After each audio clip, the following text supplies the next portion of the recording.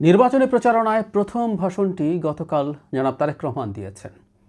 প্রথম না, এদিন তিনি আরও কয়েকটি ভাষণ দিয়েছেন, কিন্তু ওই প্রথম ভাষণটি নিয়ে কথা বলতে চাই, যেটা তিনি সিলেটে দিয়েছেন। কারণ তিনি কেমন করলেন এই আলাপ আলোচনা বিভিন্ন জায়গায় হচ্ছে, আলোচনা সমালোচনা। তিনি খুব ভুল করে ফেলেছেন, তিনি এমন কিছু বলেছেন যেটা তার নির্বাচনে তাকে পরাজিত করবে, এই ধরনের বক্তব্য প্রেডিক্টেবলি এসছে বেশ কিছু জায়গা থেকে। ইনফ্যাক্ট একই দিনে জামায়াতে ইসলামীর আমির জনাব শফিকুর রহমান বক্তব্য দিয়েছেন, নাহিদ ইসলাম দিয়েছেন। সবগুলো নিয়ে কথা বলবো, তবে এই ভিডিওতে আমি কথা বলতে চাই জনাব তারেক রহমানের যে ভাষণ সেটা নিয়ে। এই ধরনের বড় গ্যাদারিংয়ে ভাষণ তিনি আসলে দেশে ফিরে আসার পরই মূলত দিচ্ছেন। প্রথমটি দিয়েছিলেন তিনি দেশে ফেরার পর ৩০০ ফিটে যে সমাবেশ হয়েছিল সেখানে, তারপর তিনি এ যাত্রা শুরু করলেন। আমি ৩০০ ফিটে তিনি যে স্পিচ দিয়েছেন, আমি তার চাইতেও এটাকে অনেক বেশি এগিয়ে রাখবো। তাতে একটা জিনিস প্রমাণ হয় এই ধরনের বড় গ্যাদারিংয়ে কীভাবে পাবলিক স্পিকিং করতে হয়, সেই জায়গায় তিনি খুব দ্রুত উন্নতি করছেন। শুধুমাত্র কন্টেন্ট না, তার বডি ল্যাঙ্গুয়েজ, তার ভয়েসের মডুলেশন, ভয়েসের ইনফ্লেকশন, মানে তিনি যেখানে স্ট্রেস দিচ্ছেন, তার ইন্টোনেশন, এগুলো সব কিছু মিলেই কথা বলবো। তার আগে একটু কন্টেন্ট নিয়ে বলি। স্বাভাবিকভাবে যেটা হয়, একটা নির্বাচনী ক্যাম্পেইনে একটা রাজনৈতিক দল কি করতে চায়, কি প্রতিশ্রুতি দিতে চায়, সেগুলো বলে প্রচুর। তিনি বলেছেন ফ্ল্যাগশিপ কতগুলো প্রজেক্ট আছে এবার বিএনপির ক্যাম্পেইনে, সেটা হচ্ছে ফ্যামিলি কার্ড, কৃষি কার্ড, তরুণদের চাকুরির কথা বলেছেন, খাল খননের কথা বলেছেন তিনি, তার বাবা মা কিভাবে দেশের জন্য উন্নয়ন এনেছে সেটাকে কন্টিনিউ করার কথা বলেছেন। এগুলো সব কিছু এসছে। কখনো কখনো তো আর কি ভাষায় কিছু কিছু বেশি ফর্মাল শব্দ ছিল বলে মনে হয়, এগুলো আর একটু সিম্পলার করলে মনে হয় ভালো হতো। যাই হোক, কর্মসূচি ছিল একদিক। আরেকটা দিক যেটা থাকে নির্বাচনী ক্যাম্পেইনে, সেটা হচ্ছে প্রতিদ্বন্দ্বী রাজনৈতিক দল বা জোটের সমালোচনা করা। তিনি সেটা করেছেন, করা জরুরি ছিল। কারণ হলো যার সাথে প্রতিদ্বন্দ্বিতা আছে তারা বিএনপির যে দুর্বল জায়গা আছে সেগুলোকে টার্গেট করে কথা বলছে। আর দুর্বল জায়গা মানে যে সবসময় দুর্বল হতেই হবে তা না, দুর্বলতা তৈরিও একটা ন্যারেটিভের ব্যাপার। সো এগুলো হচ্ছে নানান জায়গা থেকে নানা ফর্মে। সো তিনি জামায়াত জোটের বিরুদ্ধে কথা বলেছেন। এর মধ্যে দুটো ইস্যুকে খুব গুরুত্ব দিয়ে এনেছেন। একটা হচ্ছে 1971, খুব জরুরি এবং এটা আনা উচিত। কেউ কেউ এই মাতম করছেন জামাতিরা আসলে। জনাব তারেক রহমান এই 71 তুলে তো তার পরাজয় নিশ্চিত করেছেন। এটা আজ না, এর আগেও যখনই তিনি এটা বলেছেন। মজার ব্যাপার, জামাত সমর্থিত লোকজন যারা সরাসরি করেন অথবা জামাতের ন্যারেটিভ তৈরি করেন, তারা যখন 71 শুনলে আঁতকে ওঠেন বিএনপির শুভাকাঙ্ক্ষী হওয়ার ভাব ধরে, তাহলে বুঝতে হবে তাদের আঁতে ঘা লাগছে। বাংলাদেশে আগামী নির্বাচনে 71 একটা গুরুত্বপূর্ণ ফ্যাক্টর হয়ে থাকবে।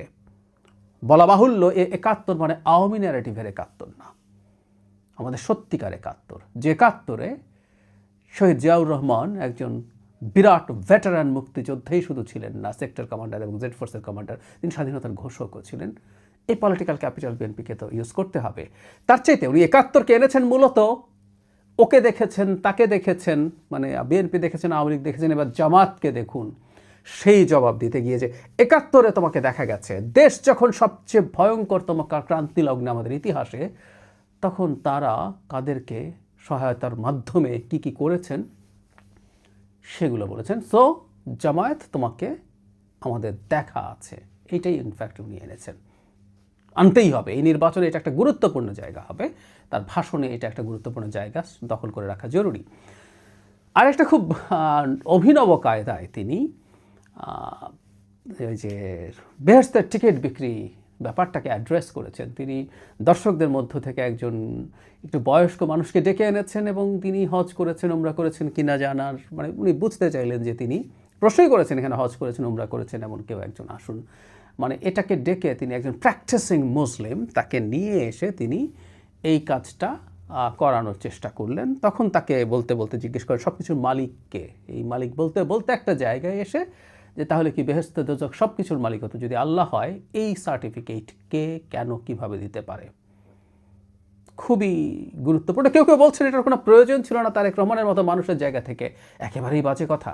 আমি গতকাল টকশোতে যাওয়ার পর দু একজনকে এভাবে বলতে শুনেছি যে এটা তো তাদের কোনো পলিসি লেভেলের কেউ বলেননি, টপ লেভেলে কেউ বলেননি, তাদের কোথাও রিটেন নাই, টপ কোনো নেতা বলেননি। কিন্তু আমি মনে করি তৃণমূলের এই কাজটা খুব সিরিয়াসলি হচ্ছে, বিশেষ করে নারীরা ঘরে ঘরে গিয়ে অন্য নারীদেরকে, যে জায়গায় সচেতনতা কম সেখানে এগুলো বলে বলে ভোট পাওয়ানোর চেষ্টা করছে এবং সেটা পাওয়ার সুযোগ তৈরিও হচ্ছে।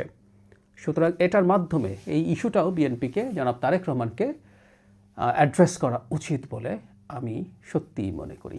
সুতরাং জামাতকেও তিনি টার্গেট করেছেন, সমালোচনা করেছেন। কেউ কেউ বলছেন এটা তো তিনি এতটা করেননি, এবার করলেন কেন? এটা করা ঠিক ছিল, জরুরি ছিল।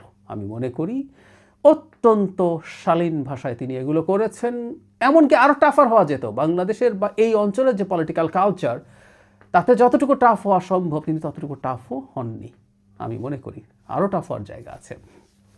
কিন্তু আমি আসলে এই ভাষণটার সবচেয়ে উল্লেখযোগ্য দিক হচ্ছে আদার কমিউনিকেশনস। কমিউনিকেশনে বলা হয় only 7% of the information conveyed হয় through the words and sentences. বাকি সব কিছু আসলে অন্য জিনিস। আরও 38% কনভেড হয় একটা মানুষের ভয়েস অ্যান্ড ইনফ্লেকশন, মানে একটা মানুষ কীভাবে শব্দ উচ্চারণ করছেন, ইন্টোনেশন কোথায় দিচ্ছেন, স্ট্রেস কোথায় দিচ্ছেন। আর রেস্ট 55% হচ্ছে মানুষের বডি ল্যাঙ্গুয়েজ, ফেশিয়াল এক্সপ্রেশন। অত্যন্ত কনফিডেন্ট দেখাচ্ছিল তাকে, অত্যন্ত স্বতঃস্ফূর্ত দেখাচ্ছিল, অত্যন্ত স্বচ্ছন্দ দেখাচ্ছিল তাকে, এবং তার বক্তব্য তিনি যেটা দিচ্ছেন সেটা তিনি বিশ্বাস করেন, ধারণ করেন, সেটা মনে হচ্ছিল। এটা সবচেয়ে গুরুত্বপূর্ণ জায়গা। তিনি দেশে আসার আগে যখন ইন্টারভিউ দিচ্ছিলেন তখন আমি এই কথাটা বলার চেষ্টা করেছি যে তিনি যে ভাষায়, মানে যে ইনফ্লেকশন অফ ভয়েসে কথা বলেন, যতটা সফটলি কথা বলেন, সেটা কি এই সময়কার রাজনীতি যেটা ডিমান্ড করে। আমি ওনাকে রাইটিস্ট পপুলিস্ট হয়ে যেতে বলছি না, ডেমাগগ হয়ে যেতে বলছি না, কিন্তু মানুষের কাছে একজন নেতাকে শক্তিশালী হিসেবে দেখার একটা প্রবণতা আছে, সেটা আমাদের মতো এই অঞ্চলে তো যথেষ্টই আছে। সুতরাং সেটা তাকে দেখা যাচ্ছিল কিনা। মজার ব্যাপার, তিনি তার প্রথম স্পিচেই খুব ভালোভাবে সেটা করে ফেলতে পেরেছেন। এটাই জরুরি ছিল। এই নেতার উপরে আস্থা রাখা যায়, এই নেতার হাতে যদি দেশের দায়িত্ব তুলে দেওয়া যায়, তাহলে ইনি শক্তির সাথে, মানে ভালো খারাপ যেটাই করি না কেন আমরা, খুব খারাপ করতে চাইলেও শক্তিশালী নেতা হয়ে হতে হবে। শেখ হাসিনা ছিলেন। আবার খুব ভালো যদি করতে চাই, বিশেষ করে শেখ হাসিনা পতনের পর আমাদের রাষ্ট্রের যে অবস্থা তৈরি হয়েছে সেটাকে ভালো করতে চাইলেও খুব শক্তিশালী একজন নেতা প্রয়োজন, কনফিডেন্ট একজন নেতা প্রয়োজন, যিনি বোঝেন, যিনি সদিচ্ছা রাখেন, সেই রকম একজন নেতা প্রয়োজন। তার প্রথম স্পিচেই ইনফ্যাক্ট তিনি সেই মেসেজটা খুব ভালোভাবে দিতে পারছেন। একই সাথে বলা বাহুল্য, জামাত হয়তো ভাবছিল তিনি ব্যক্তিগতভাবে এই সব ক্যাম্পেইনে জামাতকে খুব বেশি আনবেন না, কিন্তু তিনি আনতে শুরু করেছেন। অত্যন্ত রাজনৈতিক শিষ্টতা বজায় রেখে সেটা করছেন। রাজনীতি মানে, নির্বাচন মানে খুব সিম্পল, আমি কেন ভোট চাই, কারণ আমি এই ভালো কাজ তোমার জন্য করতে চাই। 2 নম্বর, তুমি ওকে ভোট দিও না কারণ ওর এটা এটা এটা একটা সমস্যা আছে। এটাই পলিটিক্যাল পার্টিগুলোর ক্যাম্পেইন হয় ইলেকশনের সময়। সো খুবই ব্রিলিয়ান্টলি তিনি কাজটা করেছেন এবং আগের চাইতে 300 ফিটের চাইতে মাচ বেটার। আমি অনুমান করি বা আমি ধারণা করি বা আমি এভাবে বলি যে আমি নিশ্চিত তিনি পরবর্তী সময়গুলোতে আরও অনেক বেশি উন্নতি করবেন। সুতরাং সাথে সাথে যদি জনাব শফিকুর রহমানকে আমরা চিন্তা করি, তার ভাষণটা আমি কিছুটা শুনেছি, আমি এটা নিয়েও কথা বলবো। অত্যন্ত ম্লান, ম্রিয়মান একটা ভয়েস। স্বভাবজাতভাবেই যেটা হয়, সংসদ নির্বাচন কিন্তু এমপি নির্বাচন নয়, এটা আদতে প্রধানমন্ত্রীর নির্বাচন। সুতরাং জনাব শফিকের সাথে জনাব তারেক রহমানকে পাশাপাশি যদি রাখা হয়, বড় বিপর্যয়ের মতো সম্ভাবনা তো আছেই। এমনি তো আদার ইস্যুজ আছে। দিন যত যেতে থাকবে, জনাব শফিক আর জনাব তারেকের বক্তব্যের যে হিউজ ডিফারেন্স, সেটা একটা খুব বড় পার্থক্য তৈরি করে দেবে বলে আমার বিশ্বাস।